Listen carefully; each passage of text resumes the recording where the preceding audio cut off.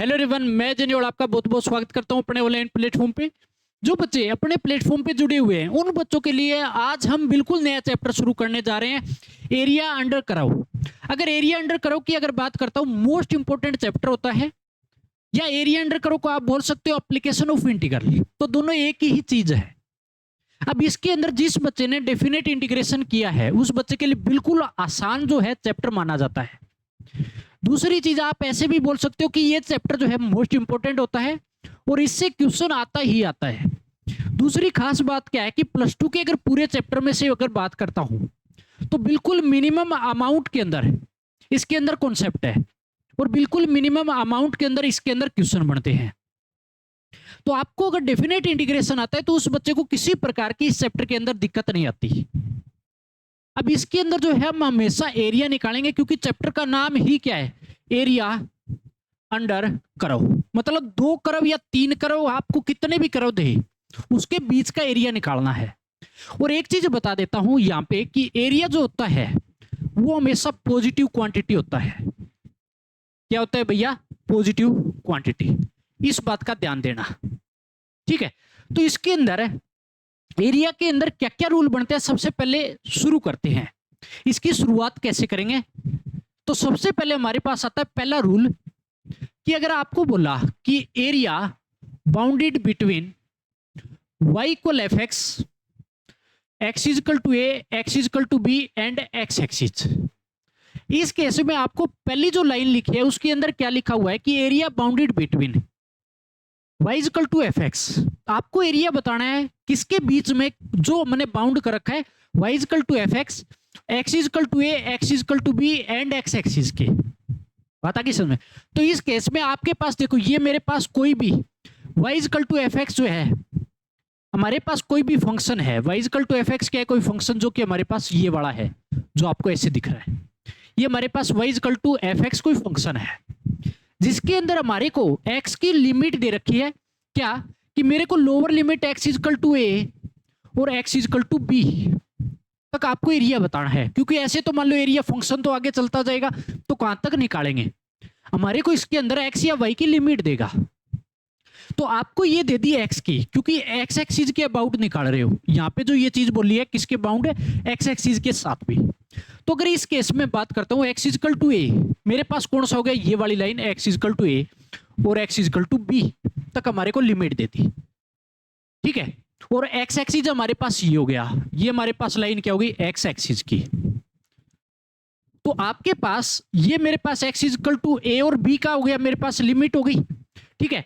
x axis जो ये हो गई और y is equal to f x का फंक्शन ये हो गया। तो ये जो मैंने शेडेड एरिया कर रखा है, ठीक है, जो शेडेड कर रखा है मैंने, इसका जो एरिया बताना है हमारे को, बता कि समझ में। तो इस केस में एक बात बताओ, सबसे पहले एक चीज और बताता हूं यहां पे कि मैंने यहां पे कोई भी ऐसे एक लाइन मारी, बिल्कुल जो मैं व्हाइट आपको दिखा रहा हूं इसके बीच में, ठीक है। ये जो मैंने यहां पे जो काटी है, ठीक है, ये मेरे पास एक बात याद रखना, जो इसकी जो विड्थ की अगर बात करता हूं, ठीक है, इसकी अगर विड्थ की बात करता हूं, ये जो मैंने काटी है इसका नाम होता है स्ट्रिप। क्या बोलते हैं इसको? स्ट्रिप बोला जाता है। क्या बोलोगे? स्ट्रिप बोलते हैं। इसकी जो विड्थ की अगर बात करता हूं तो dx होती है। कितनी होती है भैया? dx। ये बात यहां पे लिख देता हूं, ये यहां पे मैंने विड्थ दिखा दी जो कि dx है। अगर इसकी हाइट की बात करता हूं, ये वाली जो हाइट है ये हमारे पास हो जाएगी, मान लो ये हाइट हमने ले ली, तो ये हाइट जो है ये हो जाएगी मेरे पास y। कितनी हो जाएगी? y, क्योंकि हाइट हमेशा क्या होती है? y, ठीक है। एक बात बताओ, जो स्ट्रिप बनेगी उसको एक अगर एरिया की बात करता हूं, जो मैंने व्हाइट आपको ये स्ट्रिप दिखाई है, इसके एरिया की अगर बात करता हूं तो क्या करते हैं हम? लेंथ इंटू में ब्रेड्थ करते हैं, लंबाई इंटू में चौड़ाई। तो मेरे पास जो लेंथ है और ब्रेड्थ मेरे को दे दी, तो y इंटू में क्या हो जाएगा? dx। तो स्ट्रिप जो है वो कितनी आ जाएगी? y इंटू में dx आ जाएगी। तो एक बात बताओ कि मेरे पास ये जो स्ट्रिप कटी है इस पे मेरे पास लिमिट लग गई x इजकल टू ए से x इजकल टू बी तक। तो आपके पास जो एरिया निकालोगे आप, वो आपके पास क्या हो जाएगा? Integration a to b limit दे दी मेरे को, y इंटू में dx कर देंगे, क्योंकि मेरे पास जो स्ट्रिप का एरिया है उस पे मैं लिमिट लगा दूंगा क्या? a से b तक। और मेरे पास फंक्शन जो है y इंटू में dx, y फंक्शन दे रखा है इंटू में dx, क्योंकि x के रिस्पेक्ट में हमें इंटीग्रेशन करेंगे। अब एक बात बताओ, y किसके बराबर है? fx के बराबर है। तो आपके पास लिमिट तो a टू b, y की जगह रख दो fx dx, तो ये मेरे पास क्या आ जाएगा? एरिया आ जाएगा। अब ये x के रिस्पेक्ट में इंटीग्रेशन करें, इसका मतलब हम x एक्सिस के अबाउट एरिया निकाल रहे हैं। बात आ गई समझ में? तो ये मेरे पास हो जाएगा क्या? एरिया आ जाएगा। ये हमेशा जो लिमिट है वो मेरे को किसकी दी है? x की दी है। x is equal to a, x is equal to b। तो एक तरीके से एक बात बताओ, हमारे पास हुआ तो इंटीग्रेशन ही, और इंटीग्रेशन में जब मैंने पहले लेक्चर के अंदर ज्योमेट्रिकल रिप्रेजेंटेशन मैंने करके वहां पे दिखाया था कि कैसे ज्योमेट्रिकली रिप्रेजेंट करते हैं इंटीग्रेशन को, तो वही चीज है। देखो a से b लिमिट fx dx। सिर्फ यहां पे क्या फर्क आता है कि डेफिनेट इंटीग्रेशन के अंदर अगर जो नेगेटिव वैल्यू आती है वो नेगेटिव लेते हैं, लेकिन यहाँ पे पॉजिटिव लेनी है, क्योंकि एरिया हमेशा क्या होता है? पॉजिटिव क्वांटिटी होती है, और कोई भी फर्क है नहीं है। बात आ गई? सेम प्रोसेस इंटीग्रेशन का। अब देखो ये हो जाएगा मेरे पास पहला पार्ट किसका? जो एक्स एक्सिस के अबाउट हम निकाल रहे थे। अब दूसरा रूल देखो, दूसरे रूल की अगर बात करता हूं, area bounded between x is equal to f y, y is equal to a, y is equal to b and y axis के बाउंड आपको निकालना है। अब इस केस में मेरे को यहाँ पे जो फंक्शन है वो y का दे दिया, x is equal to f y, और आपके पास लिमिट है y की, y इजकल टू a से y इजकल टू b तक, और y एक्सिस के अबाउट निकालना है। तो इस केस में जो एरिया बनेगा इसी चीज को पलट के मैं इधर लगा दूं y एक्सिस पे। कैसे? जैसे आपके पास ये दे दिया कि आपके पास लिमिट हो गई y इजकल टू a से y इजकल टू b तक, मतलब ये जो लाइन है लिमिट आपके पास अपर हो गई, लोअर जो है वो x is equal y is equal to a की हो गई, ऊपर वाली y इजकल टू b की। तो अब आपके पास ये जो फंक्शन यहाँ पे बना मेरे पास, वो आपके पास y इजकल टू, सॉरी अभी हमारे पास क्या है? x is equal to f y. अब की बार क्या है? x is equal to f y. तो एक चीज बताओ कि अगर यहाँ पे अगर बात करता हूं, जो आपके पास स्ट्रिप कटेगी ना वो ऐसे कटेगी, सिंपल सी बात है। ये मेरे पास क्या हो जाएगी? कोई स्ट्रिप हो जाएगी, और इसकी जो विड्थ होगी अब की बार, इसकी अगर विड्थ होगी तो मैं शेडिड कर देता हूं जो मेरे पास स्ट्रिप आई है उसको, ताकि बच्चे को अच्छे से दिखे भी ये मेरे पास स्ट्रिप है। ठीक है, ये मेरे पास हो जाएगी। तो यहाँ पे जो अगर ये हाइट लूंगा ना मैं, सॉरी जो ये लंबाई लूंगा यहाँ से, ये एक्स की होती है, यहाँ से यहाँ किसकी होगी? मेरे पास एक्स की हो जाएगी। बात आ गई सुन में? ये हो जाएगी मेरे पास एक्स की, और मेरे पास अगर इसकी बात करता हूं कि जो चौड़ाई हो जाएगी वो मेरे पास आ जाएगी कौन सी? डी वाई आ जाएगी। कौन सी आ जाएगी? D Y.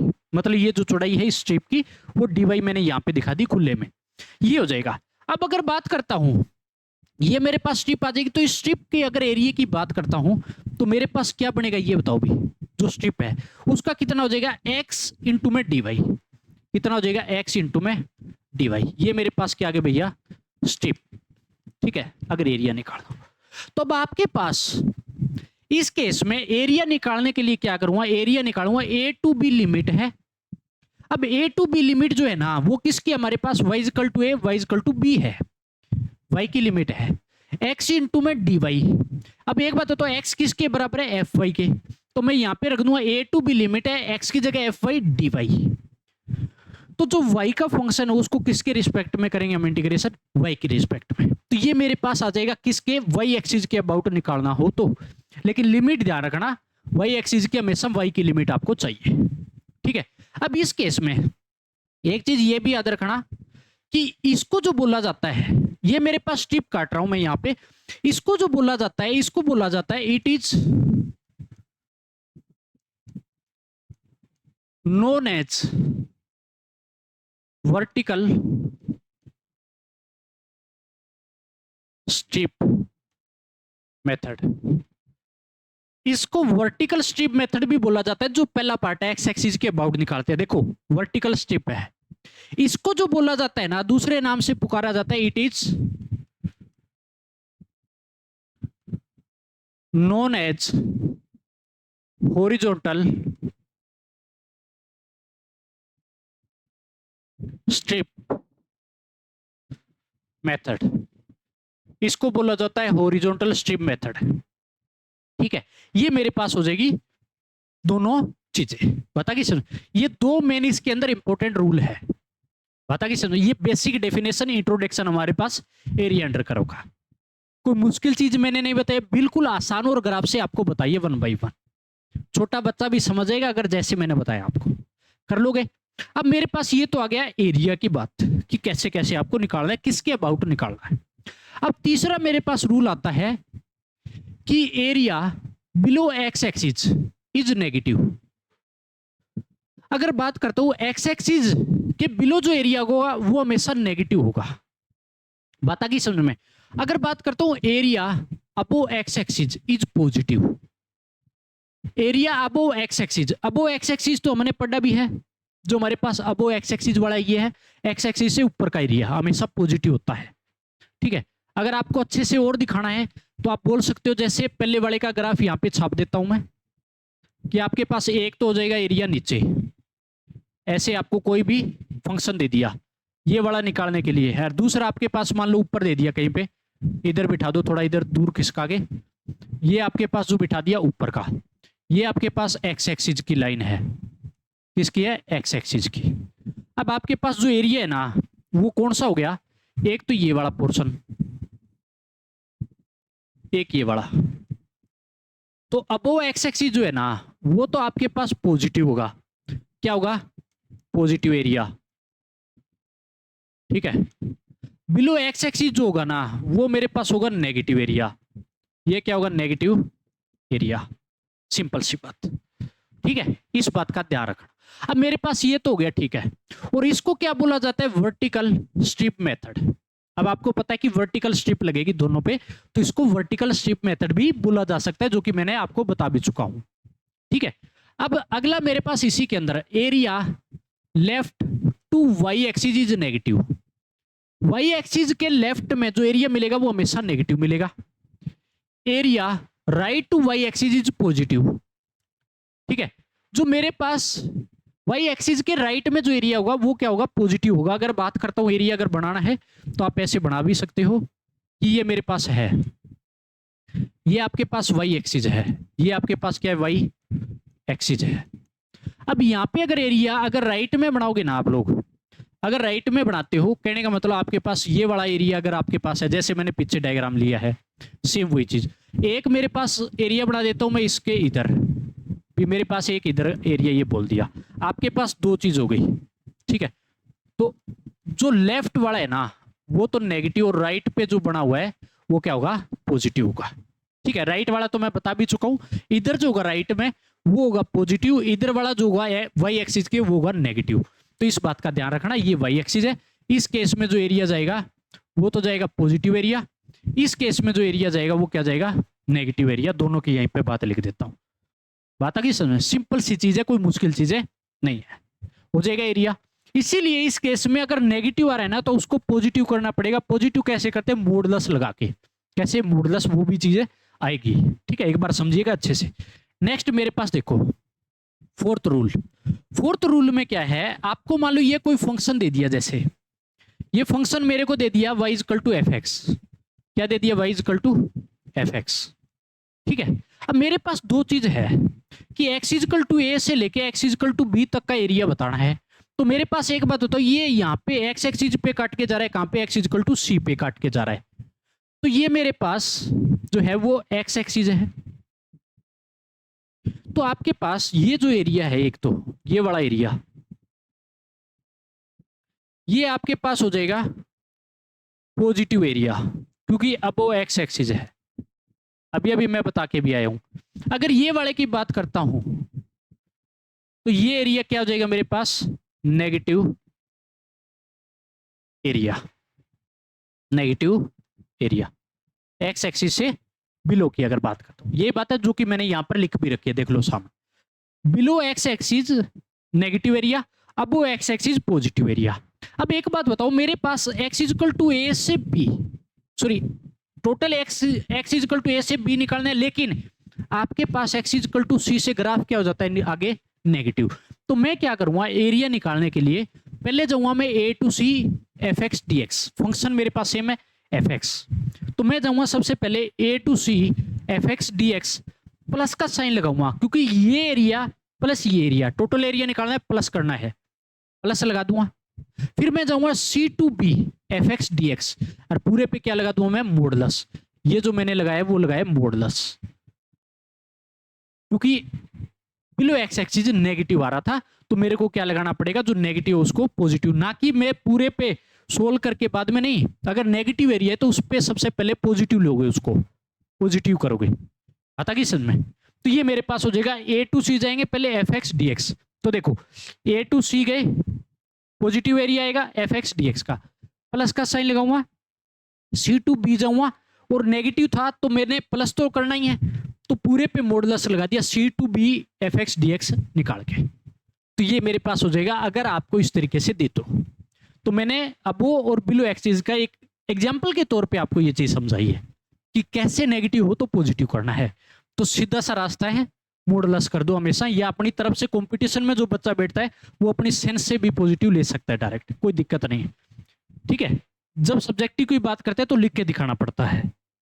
अगला केस मेरे पास, अगला आता है आपके पास 5वां पार्ट, अच्छा इंपॉर्टेंट है, इस पे मैं क्वेश्चन भी कराऊंगा, सिमेट्री।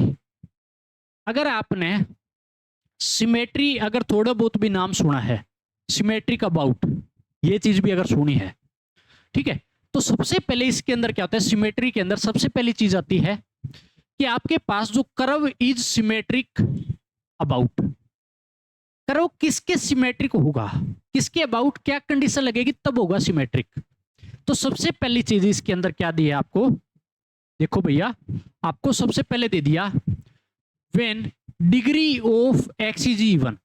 अगर एक्स की डिग्री इवन है, क्या बोला है, when degree of x is even, x की डिग्री अगर इवन है, तो इस केस में देखो आपके पास कोई एग्जांपल मैंने दे दिया कि एक्स की degree even y equal to x square का, सबने पढ़ा है पैराबोला, ठीक है।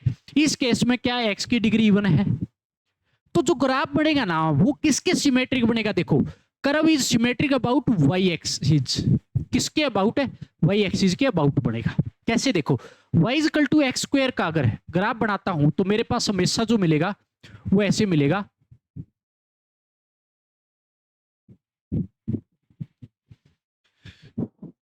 इस केस में बिल्कुल एक छोटा सा एग्जांपल से आपको समझा देता हूं ताकि बच्चे को, हर बच्चे को समझ में आ जाए। ये आपके पास ऐसे ग्राफ बना है, ये पैराबोला का है, ये मेरे पास किसके सिमेट्रिक है, कहने का मतलब जितना ग्राफ आपके पास, जितनी वैल्यू इधर है उतनी ही वैल्यू इधर मिलेगी आपको इसके अंदर। तो ये सिमेट्रिक है किसके, y एक्सिस के, y equal to x square का ग्राफ है जो कि आपको ऐसा दिखेगा। तो ये किसके सिमेट्रिक है, y एक्सिस के सिमेट्रिक है, तो y equal to x square का ग्राफ ऐसा बनता है। अगर दूसरी चीज अगर ये बोलता, इसके अंदर तो x की डिग्री इवन थी, दूसरी चीज आपको ये बोल देता कि when degree of y is even, y की डिग्री इवन हो तो किसके अबाउट बनेगा, x एक्सिस के अबाउट सिमेट्रिक बनेगा। कैसे, फॉर एग्जांपल आपको दिया y square equal to 4x, ये भी किसका है, parabola.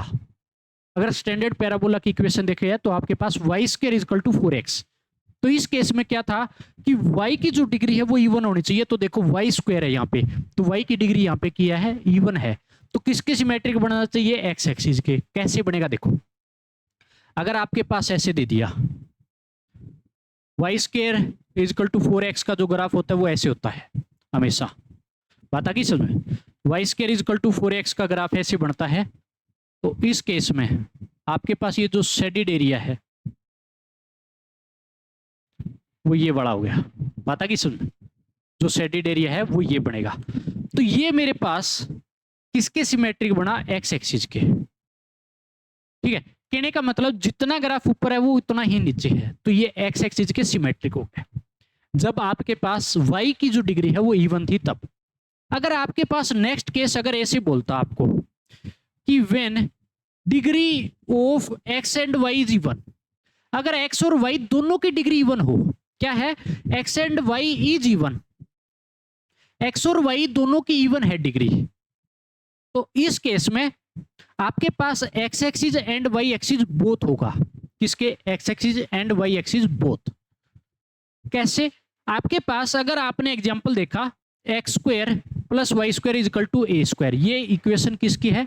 X square plus y square is equal to a square. सभी बच्चे को पता है +1 के अंदर सर्कल की इक्वेशन है, और सर्कल की इक्वेशन है तो आपके पास सर्कल बनेगा, सीधी सी बात है, ठीक है ना।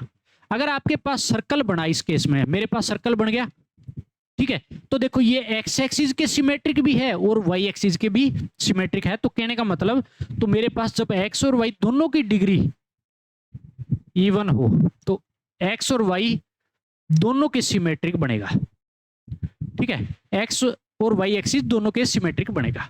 तो आपके पास ये हो जाएगा इस केस में। तो आपके पास सिमेट्रिसिटी के 3 केस थे जो कि आपके पास मैंने अलग अलग केस में बता दी है, ठीक है। तो ये होता है सिमेट्रिक, किसी के अबाउट एक्स के हो चाहे वाई के हो या दोनों के भी हो। तो मैंने आपको तीनों के तीनों अलग अलग एग्जाम्पल भी दे दिए और उनके बारे में बता भी दिया कि किस किस के सिमेट्रिक होगा। हो जाएगा इतना। ये भी एक बेसिक रूल के अंदर, और इसके अंदर ज्यादा रूल नहीं आएंगे, ये बता देता हूं। बस पहली क्लास के अंदर जो रूल आगे वो मैक्सिमम होंगे, उसके बाद तो कुछ छोटी मोटी चीजें बीच में आती रहेगी क्वेश्चनों के साथ साथ।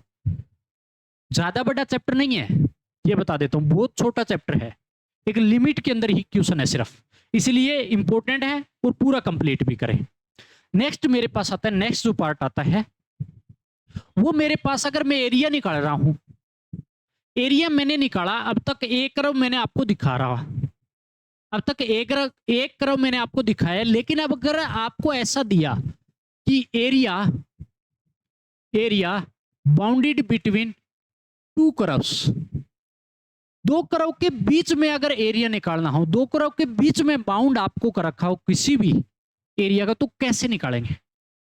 2 कर्व के बीच का एरिया कैसे निकालोगे, इस चीज का समझना। कि मेरे पास देखो, ये मैंने आपके सामने ग्राफ रख रखा है, जो मैंने शेडिड कर रखा है अंदर, जो मैंने शेडिड कर रखा है वो मेरे को एरिया बताना है। क्योंकि मेरे पास जो ये वाला है ना, नीचे जो ये फंक्शन है, ऐसे आपके पास सामने जो जा रहा है, वो फंक्शन है y equal to g x. वो ग्राफ, ये ग्राफ जो है वो किसका है? y equal to g x का। जो ऊपर ऐसे जो जा रहा है ना, वो y equal to f x का ग्राफ है, वो किसका है? y equal to f x का है। तो मेरे पास 2 कर्व है और इनके बीच का एरिया बताना है, क्योंकि area bounded between 2 curves, 2 curve के बीच में बाउंड जो है वो एरिया बताना है। तो कैसे निकालेंगे? तो इस केस में आपके पास लिमिट मिलेगी x equal to a, x equal to b तक, a टू b लिमिट हमारे को दे रखी है। तो जब भी निकालोगे तो एक बात बताओ, एरिया तो मेरे पास इतना जो मैंने शेडिड कर रखा है ये बताना है, लेकिन जब आप एरिया निकालते हो ना, तो सबसे पहले इसका एरिया निकालने के लिए a टू b जाऊंगा, एफ एक्स का निकालूंगा। कहने का मतलब मेरे पास एफ एक्स का जो, अगर साइड में निकाल के दिखाता हूं आपको, तो एफ एक्स का जो मेरे पास इसके अंदर है, आपके सामने जो दिखा रखा है ना, वो ऐसे है। और जो एफ एक्स का निकालूंगा सिर्फ, अगर ये मेरे पास y equal to f x है, इसी चीज को मैंने इधर उठाया हूं, एफ एक्स का अलग ग्राफ बना के दिखा रहा हूं, तो इसका जो एफ एक्स का एरिया जो है वो इतना होगा पूरा। बात आ गई समझ में? एफ एक्स का तो मेरे पास यहां से लेके एक्स एक्सिस से ऊपर तक जाएगा पूरा, जो मैंने शेडिड करके दिखाया। लेकिन दूसरा फंक्शन आपके पास जी एक्स है, तो जो जी एक्स की अगर बात करता हूं, तो इसका जी एक्स का आपको अलग से दिखा देता हूं ताकि अच्छे से समझ में आए। जी एक्स का जो मेरे पास दे रखा है वो आपके पास ऐसे दे रखा है, ये वाला। तो ये वाला जो ग्राफ है वो y इक्वल टू किसका है? जी एक्स का। तो जी एक्स का जब एरिया निकालोगे ना, तो जी एक्स का सिर्फ एरिया ये होता है, क्योंकि एक्स एक्सिस से लेके फंक्शन तक हम एरिया निकालते हैं। तो ये तो आपके पास यहां से लेके एक्स एक्सिस से यहां तक का तो जी एक्स, जो कि मैंने यहाँ पे खाली छोड़ रखा है, वो जी एक्स का था। और ऊपर मेरे पास एक्स एक्सिस से लेके पूरा ऊपर तक मेरे पास किसका था? y equal to f x का। लेकिन इन दोनों के बीच का निकालना है, तो मैं क्या करूंगा, सबसे पहले यहां से लेके अगर मैंने एफ एक्स का निकाल लिया पूरा, लेकिन ये वाला एरिया तो लेना ही नहीं था, और ये एरिया किसका है मेरे पास? इधर देखो y equal to g x का। तो क्यों ना ये माइनस कर दूं, तो मेरे पास सिर्फ इतना एरिया बचेगा। तो इस केस में एरिया निकालने के लिए क्या करते हैं? a to b limit f x में से जी एक्स माइनस कर दो, dx। कहने का मतलब x के रिस्पेक्ट में इंटीग्रेशन कर दो। ठीक है, क्या करना है? जो मेरे पास अपर फंक्शन था उसमें से लोअर फंक्शन माइनस कर दो, तो इसके बीच का एरिया बचेगा, जो कि मैंने आपको अलग निकाल के भी दिखा दिया है। तो मेरे पास इसका एरिया जो है वो क्या हो गया? a टू b लिमिट होगी एफ एक्स में से जी एक्स माइनस, और इसका क्या कर देंगे हमें? इंटीग्रेशन कर देंगे। पता कि समझ? तो ये 2 कर्व के बीच का एरिया होता है। ठीक है, हमेशा ऐसे करोगे। दूसरी भाषा में आप ऐसे बोल सकते हो कि इसको जो लिखूं, अगर एरिया निकालना है, ए टू बी लिमिट है f upper function minus lower function into में डीएक्स करना है। जब आपके पास दो कर्व के बीच में एरिया निकालना है एक्स एक्सिस के अबाउट, तो क्या करते हैं, अपर फंक्शन माइनस लोअर फंक्शन और लिमिट अप्लाई कर देंगे ए टू बी और इंटीग्रेशन कर देंगे। सिंपल सी भाषा में ये बात याद रखो, आप पढ़े ये जो चीज है इसको याद रखो, ठीक है। ये तो एक्स एक्सिस के अबाउट। अगर ये चीज आपको दिया होता, अगर ये चीज दिया होता वाई एक्सिस के अबाउट, दूसरा जो केस है, देखो यहां पे एरिया निकाल रहा हूं मैं, जब वाई की लिमिट दे दे, y equal to a to b निकालना है आपको, तो क्या करोगे, राइट फंक्शन माइनस में लेफ्ट फंक्शन, और उसका हम वाई के रिस्पेक्ट में क्या कर देंगे, इंटीग्रेशन, और लिमिट की वैल्यू पुट करेंगे तो एरिया की वैल्यू आ जाए। जैसे आपके पास एक एग्जांपल यहां पर दे भी रखा है, ठीक है। अब आपके पास देखो लेफ्ट टू राइट हमेशा ग्राफ आपको देखना आना चाहिए। तो मेरे पास जैसे हम बैठे हैं उसी तरीके से, इधर मेरे पास लेफ्ट है और इधर मेरे पास क्या है, राइट, जैसे आप बैठे हो। तो मेरे पास जब भी आप एरिया निकाल रहे हो किसके अबाउट, ये जो है वाई एक्सिस के अबाउट निकाल रहे हो आप, तो आपके पास दो कर्व के बीच में एरिया निकालने के लिए क्या करोगे, मेरे पास राइट जो फंक्शन है वो कौन सा है, ये वाला देखो राइट फंक्शन है, माइनस में लेफ्ट फंक्शन वाला मेरे पास ये बैठा है, और इसके दोनों के बीच का एरिया मैंने शेडिड करके दिखा रखा है, वो दोनों फंक्शन के बीच का है। तो इस केस में क्या करेंगे, area a to b limit लगा दी, right function minus left function और डी वाई, मतलब वाई के रिस्पेक्ट में इंटीग्रेशन करेंगे। जब इसके अंदर बात कर रहा हूं तो अपने पास क्या था, जब अपर माइनस लोअर फंक्शन माइनस करके कर रहा था, वो किसके अंदर लागू होगा, जब मैं बात करूं कि मेरे पास एक्स एक्सिस के अबाउट निकाल रहा हूं तब लागू होगा। तो ये मेरे पास दो केस क्या हो गए, जब मैं दो फंक्शन के बीच में, दो फंक्शन के बीच का एरिया जब निकाल रहा हूं तो मेरे पास ये लागू होगा। आपके पास ऊपर वाला हो गया एक्स एक्सिस के अबाउट, नीचे वाला हो गया वाई एक्सिस के अबाउट। तो ये केस आप याद रखो दोनों, आता की समझ। तो मेरे पास ये हो जाएगा छठा रूल। उसके बाद बात करते हैं, ये अभी तक एरिया के बारे में ही बता रहा हूं, क्वेश्चन जब निकलने शुरू होंगे फिर टाइम नहीं लगना। अब अगर अगली बात करता हूं, अगर दो कर्व है मेरे पास, दो कर्व वाली बात ही चल रही है, तो आपके पास एक बात बताओ, ये तो आपने पढ़ा है कि एरिया जब निकालते हैं ए टू बी लिमिट लगा के एफ एक्स डी एक्स का, तो मेरे पास देखो ग्राफ कैसा होता है, ये मेरे पास एक्स एक्सिस है, ये क्या है मेरे पास एक्स एक्सिस, एक्स एक्सिस से यहां तक का जो ये वाला है y equal to f x का ग्राफ है मेरे पास, ये क्या है y equal to f x का, और इनके बीच का एरिया निकालते हैं हम, बता कि। लेकिन रियलिटी में जब आप देखो, रियलिटी में जब आप देखते हो तो ये जो एरिया आता है आपके पास, यहाँ पे वाई जीरो होता है एक्स एक्सिस पे, और y equal to g x के बराबर है दूसरा फंक्शन। तो कहने का मतलब एरिया जो निकाला मैंने ए टू बी एफ एक्स में से माइनस जी एक्स करता हूं, और जी एक्स यहाँ पे क्या है, जीरो है, क्या है, जी एक्स जीरो है, जो कि लिमिट ए टू बी है एक्स की। तो आपके पास दो कर्व के बीच का ही एरिया है रियल टीम तो ये, लेकिन यहाँ पे वाई जीरो था, वाई जीरो मतलब जी एक्स के बराबर है, दूसरा फंक्शन के बराबर है, और जी एक्स क्या है, जीरो है यहाँ पे। तो मैंने क्या किया कि area a to b limit f x minus zero कर दिया। तो जब जीरो माइनस होता है तो कोई फर्क नहीं, एफ एक्स डी एक्स ही बचेगा, और ए टू बी लिमिट लगा देंगे, इंटीग्रेशन करेंगे, तो ये एरिया निकालते हैं, जो पहले ही शुरुआती मैंने पहला जो रूल बताया था उसके अंदर, ठीक है। तो वही चीज को मैंने आपको पूरा डिटेल के अंदर एक डेप्थ के अंदर दिखाया है, ये ऐसे एरिया निकलता है, ठीक है। उसी चीज को डेप्थ के अंदर बताया, अगर ना बताता तो भी चलता, बच्चे को हवा भी ना लगती यहाँ पे कि क्या चीज हो गई, लेकिन मैंने आपकी एक नॉलेज के लिए, आपकी गहराई के लिए ये चीजें बताई है कि ऐसे भी आपको सोचना है, बात की समझ।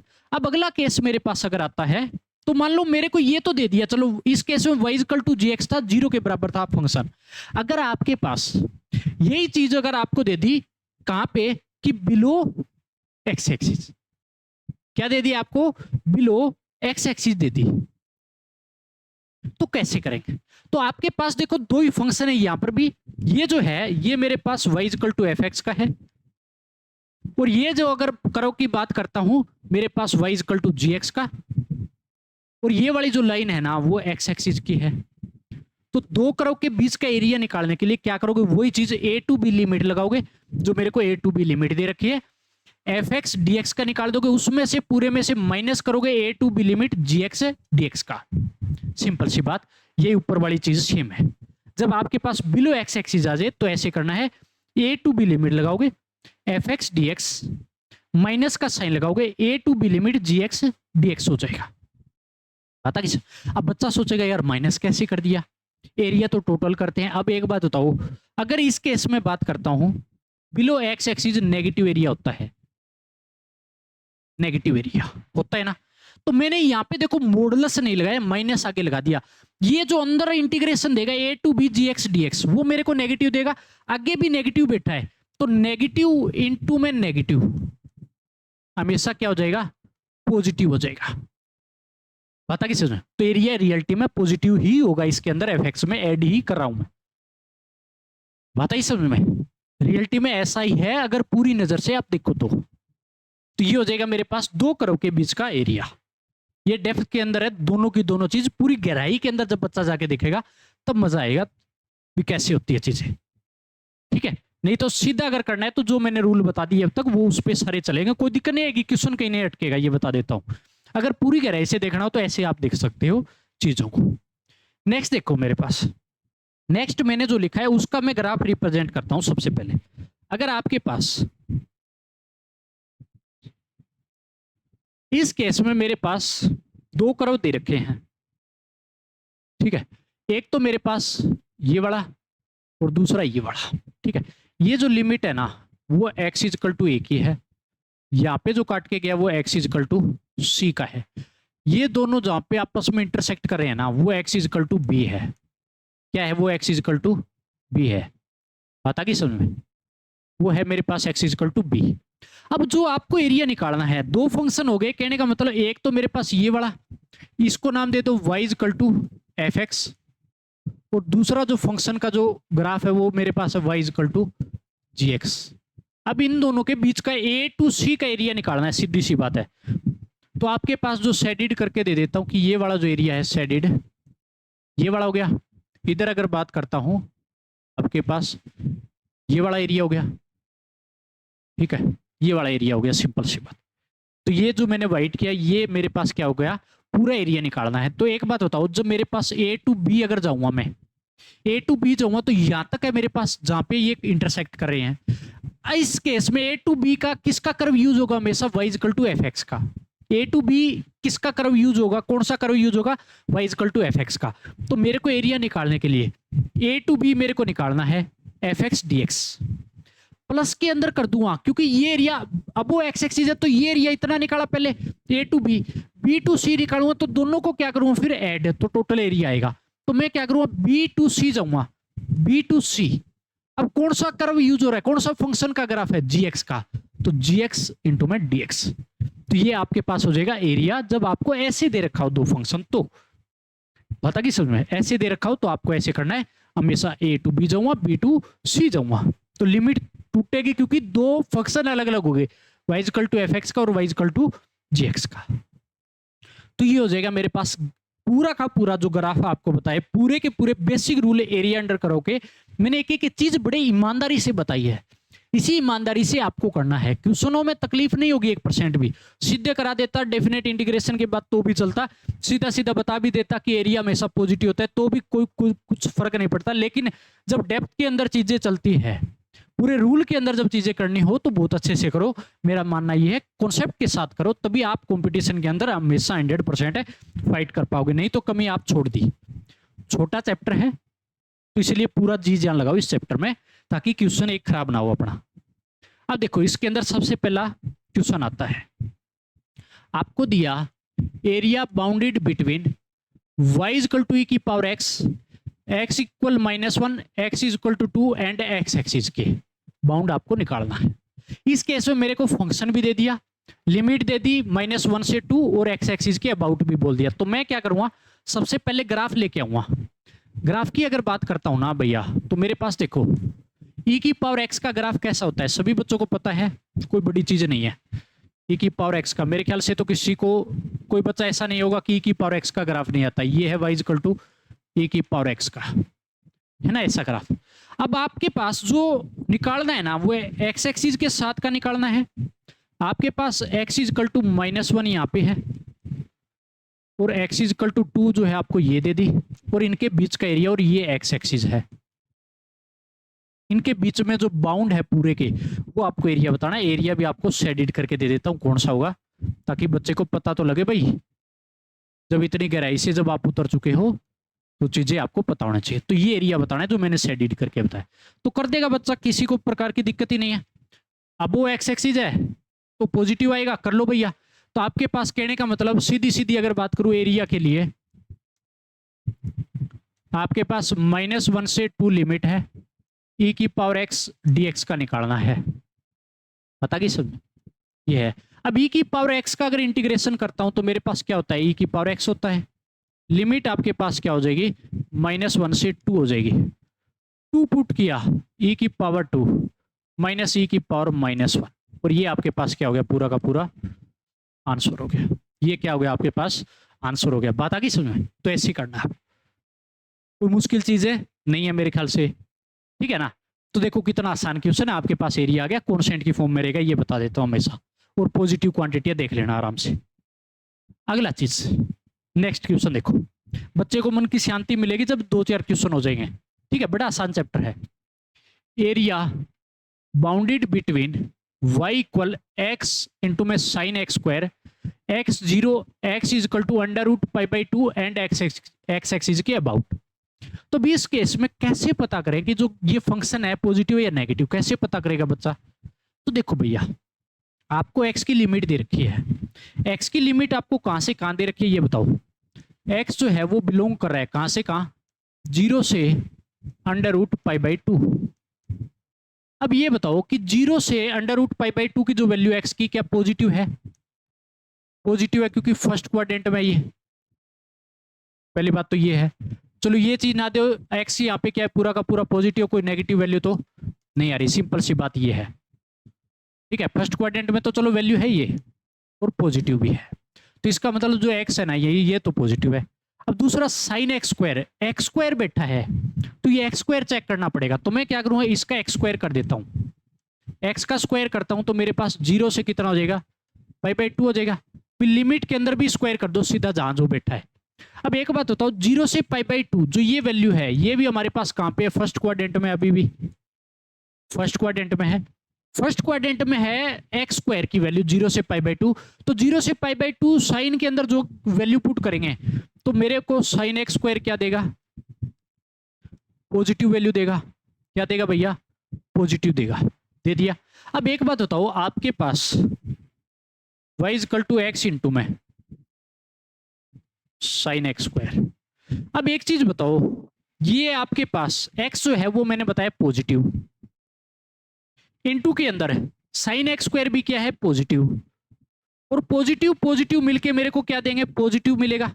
मल्टीप्लाई कराऊंगा तो मैं, तो पॉजिटिव, इसका मतलब मेरे पास पूरी वैल्यू क्या है, y जो है वो क्या है, पॉजिटिव है। तो कहने का मतलब मेरे को ये जो चीज मिलेगी, graph will be above x axis, graph above x axis होगा। कहने का मतलब पॉजिटिव एरिया। तो निकाल दो भैया फटाफट, कोई दिक्कत ही नहीं है। तो देखो कैसे निकालनी है, फाइंड आउट कैसे करनी है। तो आपको क्या करना है, सीधा आप एरिया निकालोगे, कुछ नहीं करना, चीज चेक हो गई जहां जहां बैठा है। अभी नेगेटिव तो आना नहीं है। 0 से अंडर रूट π/2 लिमिट दे दी आपको, x इंटू में साइन एक्स स्क्वायर इंटू में dx हो गया। अब आपको क्या करना है, इस एक्स स्क्वायर को मैं t मान लेता हूं, इसको क्या मान लेता हूं, t। Let x square is equal to t मान लिया मैंने। तो एक्स स्क्वायर का derivative 2x dx is equal to क्या हो गया, dt हो गया। तो यहां से x dx कितना आ गया, dt/2, क्योंकि x dx की तो देखो जरूरत है, x ये बैठा और dx ये बैठे हो गया। अब एक बात बताओ, मेरे पास x की लिमिट थी, अब मेरे को चाहिए t की, तो लिमिट भी मैं निकालूंगा। तो मेरे पास x की थी, अब चाहिए मेरे को t की, क्योंकि t के रिस्पेक्ट में इंटीग्रेशन करें। अब एक बात तो x की लोअर लिमिट 0 थी, और x की वैल्यू अगर यहां रखता हूं तो t की वैल्यू आएगी, तो 0 रखा तो 0 ही रहेगा। अगर मैंने x की वैल्यू अंडर रूट π/2 पुट किया, मैंने ये अपर लिमिट x की ये है, अगर मैंने यहाँ पे पुट किया अंडर रूट π/2 तो स्क्वायर होगा, तो मेरे पास क्या बचेगा, t की वैल्यू π/2। तो आगे भैया कुछ भी नहीं करना, अब तो आपके पास आंसर आपके हाथ में है। क्या आ गया आपके पास, फाइनली एरिया जो है वो आपके पास आ जाएगा। देखो एक्स डी एक्स जो है वो डी टी बाई टू के, साइन एक्स स्क्वायर को मैंने टी मानना था, तो इंटीग्रेशन साइन टी हो गया, और एक्स डी एक्स दोनों मिलके मेरे को क्या दे रहे हैं, डी टी बाई टू मैं क्या करूँगा, बार लगाऊंगा 1/2, और इंटीग्रेशन लिमिट क्या हो गई टी की 0 से π/2।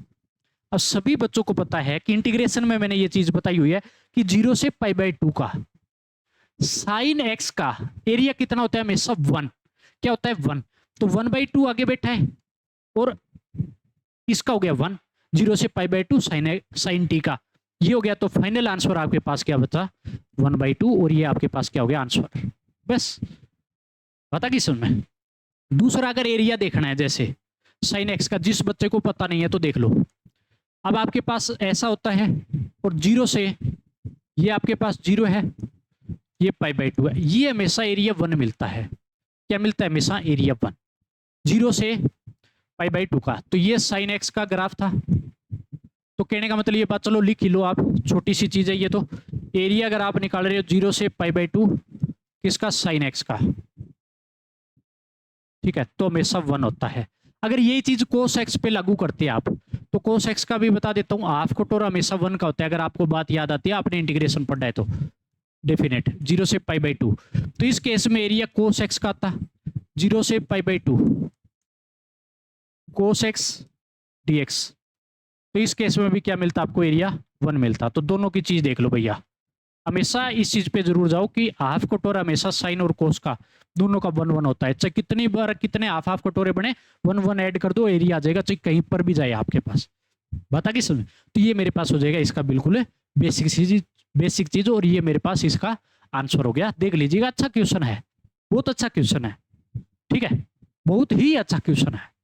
देखो कैसे, क्योंकि चेक करने में बच्चे को तकलीफ होती है भैया, जब करेगा तो हो गया ये। नेक्स्ट देखो, ठीक है, नेक्स्ट देखो कैसे करेंगे। नेक्स्ट मेरे पास जैसे भी आप करते हो भैया, तो देख लेना कैसे होगा, पूरा का पूरा ध्यान दीजिएगा आप।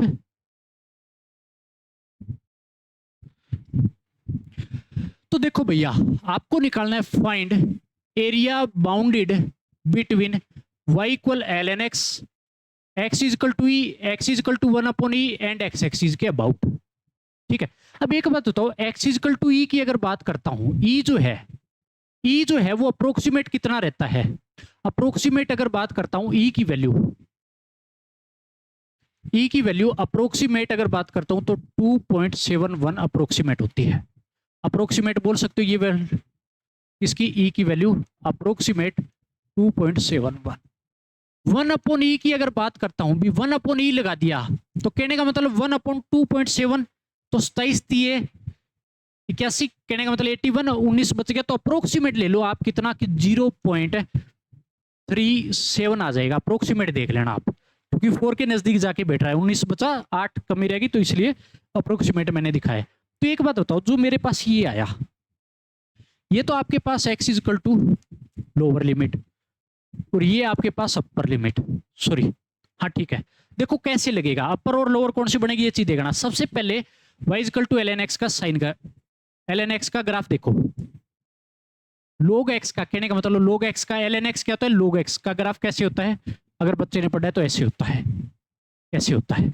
अब ये पता है कि ये जो यहाँ पे कट करके जाता है ना, ये 1,0 पे कट करके जाता है आपका, कहाँ पे, x एक्सिस पे,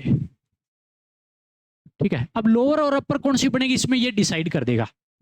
अब मेरे को ये बताओ कि 0.37 1/e के बराबर x की वैल्यू, एक बता तो ये 1 है, इससे पहले क्या मिलेगा ये बता दो मेरे को। तो इससे पहले जो मिलेगा ना, वो मान लो मेरे को यहां मिल रहा है, क्या मिला मेरे को यहाँ पे जो वैल्यू मान लो ग्राफ पे टकराई, x इक्वल टू 1/e की वैल्यू। अगर बात करता हूँ x इक्वल टू e की वैल्यू, मान लो अप्रोक्सीमेट यहाँ ले लो ताकि ग्राफ खुला खुला दिखे आपको, x इक्वल टू e की, ये जो वैल्यू है 1 है, x इक्वल टू, तो आपके पास 1/e से e तक का पूरा आपको एरिया बताना है। और एरिया कौन सा बन रहा है ये भी देखो, शेडिड कर लो। एक तो आपके पास ये वाला एरिया है,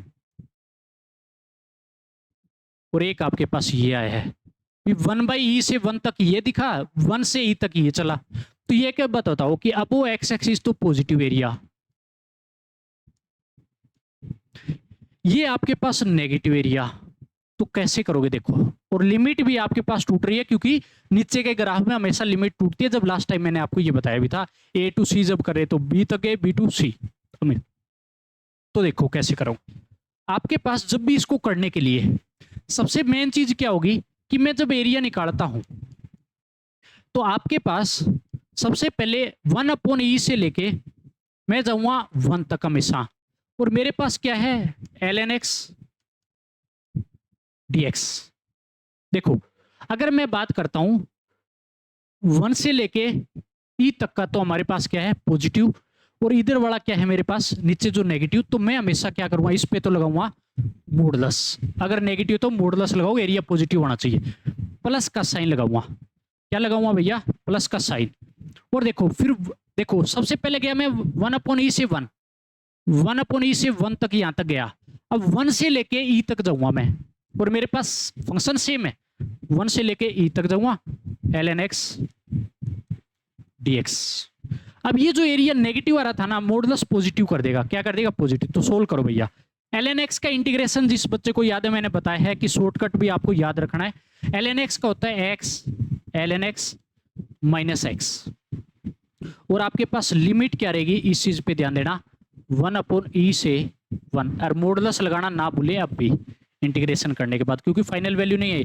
प्लस में मेरे पास 1 से e तक जाऊंगा, 1 से e तक जाऊंगा, तो मेरे पास इसका भी ln x का इंटीग्रेशन क्या हो जाएगा, x ln x माइनस में x, और आपके पास लिमिट क्या है यहाँ पे 1 से e तक हो जाएगी। ठीक है, इतना हो गया। अब सिर्फ वैल्यू पुट करो और आंसर निकाल दो, कुछ नहीं करना आपको। अगर मैं आंसर निकालता हूं तो फाइनली मेरे पास क्या होगा, एरिया जो निकाल रहा हूं वो मेरे को क्या वैल्यू मिली कि मॉडुलस में x ln x minus x। एक बार यहां लिख देता हूं ताकि हमारे को बार बार वहां ना जाना पड़े। 1/e से 1 मॉडुलस प्लस का साइन था। दूसरा मेरे पास क्या था, x ln x minus x आया था, और मेरे पास क्या था 1 से e तक। देख लेना भैया, मिला लेना कहीं गड़बड़ हो जाए। देखो x ln x minus x तो ठीक है, 1/e से 1 और 1 से e, 1 से e 1/e से 1। अब सिर्फ वैल्यू पुट करो। अपर लिमिट पुट कर दी मैंने 1। एक बात है तो ये 1 गया, 1 यहाँ पे जाएगा। log 1 हमेशा क्या होता है 0, log 1 क्या होता है 0, तो 0 माइनस 1 क्या बन गया 0 माइनस 1। अपर लिमिट पुट कर दी तो मैंने। लोअर लिमिट पुट करो, माइनस का साइन 1/e पुट किया तो 1/e माइनस ln 1/e। ठीक है, मेरे पास हो जाएगा, सॉरी इनटू के अंदर 1/e इनटू में माइनस का साइन और 1/e चला गया। आता कि समझ में, ये मेरे पास हो गया। ठीक है, अब मैंने क्या किया कि सबसे पहले अपर लिमिट पुट की, अपर पुट की 1 ln 1 0 बना दिया, और ये 1 यहां पर भी जाएगा तो 1 हो गया। माइनस का साइन लगाते हैं, लोअर लिमिट 1/e इनटू में 1/e x की जगह ln 1/e माइनस में x की जगह 1/e, तो मेरे पास ये आ गया। और पूरे पे क्या लगाना है भैया, मॉडुलस अब भी है क्योंकि फाइनल आंसर अभी भी नहीं आया। इसमें भी पुट करो, प्लस में e पुट किया मैंने, e अगर पुट किया तो मेरे पास e इनटू में ln e। अरे बड़ा आसान है, कोई मुश्किल चीज नहीं है। e गया यहां पर भी माइनस में, अपर लिमिट लोअर लिमिट। देखो ये 1 भी ln में जाएगा तो 0 देगा, तो उतारने की जरूरत ही नहीं है, क्यों सारी मेहनत करें हम भी। 1 गया, ln 1 हमेशा क्या होता है 0, तो ये साइड में लिख लो ये बात कि ln 1 जो है वो 0 देगा। तो ये बात लिखो साइड में, यहाँ पे लिख देता हूं मैं, ln जो 1 है वो हमेशा आपको 0 देता है, पहली चीज। ठीक है, अब एक चीज बताओ, ln 1/e है, क्या मैं इसको ऐसे लिख सकता हूं ln e की पावर माइनस 1, क्या लिख सकता हूं इसको, देखो ln 1/e है तो इसको मैं लिख सकता हूं ln e की पावर माइनस 1। माइनस 1 आगे आ जाता है तो माइनस ln e, और ln e हमेशा क्या होता है 1 के बराबर, तो माइनस 1। तो ये बात भी लिख लो कि ln e जो है वो हमेशा 1 होता है। तो मैंने आपको 3 चीजें बताई है जो कि आप साइड में लिख लो और स्टार लगा के लिख लो ताकि अच्छी चीज है। ठीक है, अब देखो सोल्व करो फटाफट। तो ये तो मेरे पास -1 बचा अंदर, माइनस का देखो यहाँ पे मेरे पास, देखो ये वाला बन गया किसके बराबर, -1 के, ln 1/e -1, तो -1। तो कहने का मतलब -1/e बचा, -1/e बैठा ही है, और मॉडुलस लगा दो पूरे पे, लगा दिया। प्लस के अंदर मेरे पास एक बात तो ln e जो है वो 1 है, तो e माइनस e बचा, और माइनस में 0 है, तो आपके पास फाइनली ये भी कट गया।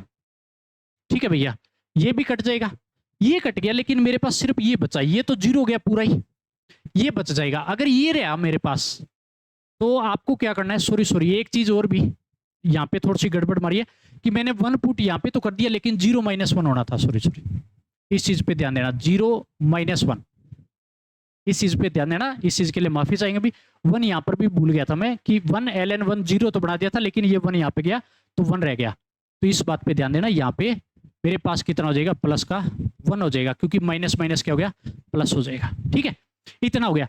अब एक चीज देखो, मेरे पास इसको जब भी सोल्व करोगे तो आपके पास -1 तो बाहर बैठा है, माइनस अंदर -2 टाइम अपॉन ई हो गया मॉडुलस, और मेरे पास क्या है 1 अभी भी बैठा है। तो अब एक बात बताओ, जब भी इसको सोल्व करते हो माइनस माइनस प्लस हो गया, तो कहने का मतलब 2/e -1 हो जाएगा, क्योंकि माइनस माइनस प्लस 2/e हो गया, -1 और मॉडुलस +1। अब एक बात याद रखना, 2/e की अगर बात करता हूं तो 2 मेरे पास अगर बात करता हूं तो आपको डिवाइड लगाओगे e से डिवाइड लगाए तो मेरे पास ये 1 से छोटी वैल्यू देगा। 2 को अगर 2.71 से डिवाइड लगाए तो 1 से छोटी वैल्यू देगा, 1 से छोटी वैल्यू ये देगा, -1 है तो छोटी वैल्यू में से -1 करूंगा, 1 से छोटी वैल्यू देगा कौन, 2/e, तो कहने का मतलब अंदर वाला क्या देगा, मेरे को नेगेटिव देगा। क्या देगा भैया, नेगेटिव। इसीलिए एक बात याद रखना, मॉडुलस से जब ये पूरी वैल्यू आएगी ना तो माइनस का बार लेके आएगा, और क्या आएगा 2/e माइनस का 1 और प्लस का 1 माइनस लेके आएगा, क्योंकि अंदर नेगेटिव है। तो अब इस चीज में एक चीज बताऊंगा कैसे, ये नेगेटिव है और ये अंदर वाला नेगेटिव है, जो कि मैंने यहाँ पे बताया है, इनटू के अंदर नेगेटिव, और नेगेटिव नेगेटिव क्या बनेगा, पॉजिटिव। तो कहने का मतलब ये जो पूरी वैल्यू देगा ना वो पॉजिटिव देगा। कैसे, इस चीज पे ध्यान दो, ये नेगेटिव अंदर वाला, ये भी नेगेटिव, तो नेगेटिव नेगेटिव मिलके पॉजिटिव देगा। तो ये अंदर वाली जो मॉडुलस से जो वैल्यू आई है ना वो पॉजिटिव बन गई, और 1 प्लस का बैठा ही था। तो मेरे पास फाइनली जो बचा वो आपके पास माइनस अंदर गया, 1 माइनस में 2/e +1 हो गया, भी ये माइनस अंदर जाएगा, +1 हो गया, और -2/e, तो आपके पास 2 टाइम -2/e, और ये आपके पास क्या हो गया भैया, फाइनल आंसर। देख लो, अच्छा इंपॉर्टेंट क्वेश्चन है, बड़ी एक अच्छी चीज आपको सिखाने को मिली। कभी भी मॉडुलस से नेगेटिव बार लेके आ रहे हो, कांस्टेंट है तो या तो अंदर उसको पॉजिटिव बना लो, पलट लेते अंदर ही, लेकिन आपको ऐसा नहीं है तो नेगेटिव बार लेके आओ, और ये नेगेटिव वाला सेम का सेम बिठा के रखो। तो नेगेटिव ये अंदर नेगेटिव नेगेटिव नेगेटिव पॉजिटिव, तो कहने का मतलब ये पूरी वैल्यू आपके पास पॉजिटिव है, करके देख लेना आप कहीं पर भी, 100% करेक्ट है। देखो क्वेश्चन में, देखो क्वेश्चन में कहीं पर भी किसी प्रकार की तकलीफ हो रही है तो पता किस में, तो इसीलिए आपको इसी तरीके से करना है, कोई किसी प्रकार की गड़बड़ नहीं मारनी है। ठीक है, तो आज की क्लास हमारी पूरी की पूरी यहीं पर हम समाप्त करते हैं। पूरा काम जितना मैंने कराया पहली क्लास में आपको बढ़िया तरीके से करवाया है, इसीलिए पूरा काम आपको करना है। क्लास की पीडीएफ के लिए अपनी एप्लीकेशन पे जाइए और वहां से डाउनलोड कर लीजिए, और पूरे के पूरे नोट्स भी बनाइए। ठीक है, और आपको इसी तरीके से पूरी मेहनत करनी है। फिर भी अगर क्लास के नोट्स चाहिए तो आप कमेंट कर सकते हो, आपको क्लास के नोट्स भी मिलेंगे जो प्रॉपर मैं आपको करवा रहा हूँ, एक एक चीज आपको सेम मिलेगी। तो इतना काम आपको फुलफिल तरीके से करना है, बड़े अच्छे तरीके से करना है, कॉन्सेप्ट सीखना है, बड़ी मेहनत करनी है। तो आपको एरिया की बेसिक बात बताई और क्वेश्चन पे मैं आपको लेके आ गया। ऐसे मान लो आपको एरिया अंडर करो, ज्यादा लंबा नहीं चलेगा, बच्चा बिल्कुल बोर नहीं होता इस चैप्टर में, शुरू हुआ खत्म हुआ पता ही नहीं लगेगा। तो इसलिए पूरी पॉजिटिव के साथ जो इंटीग्रेशन का पूरा आपका जो मन हल्का करने वाली चीज होती है वो एरिया अंडर करो होता है, क्योंकि इंटीग्रेशन में बच्चा थक जाता है 1 महीने 1.25 महीने पढ़ के लगातार। +2 का सबसे बड़ा चैप्टर माना जाता है। ठीक है, कैलकुलस पार्ट सबसे बड़ा होता है, आपको पता है मैथमेटिक्स में, और इंटीग्रेशन सबसे बड़ा, और एरिया अंडर करो पूरे इंटीग्रेशन को आपको बड़े अच्छे तरीके से पॉजिटिव कर देता है। तो इसलिए पूरा कीजिए काम। फिर भी अगर किसी प्रकार का डाउट है तो कमेंट करके बताएं। पढ़ते रहे और मजे करते रहे।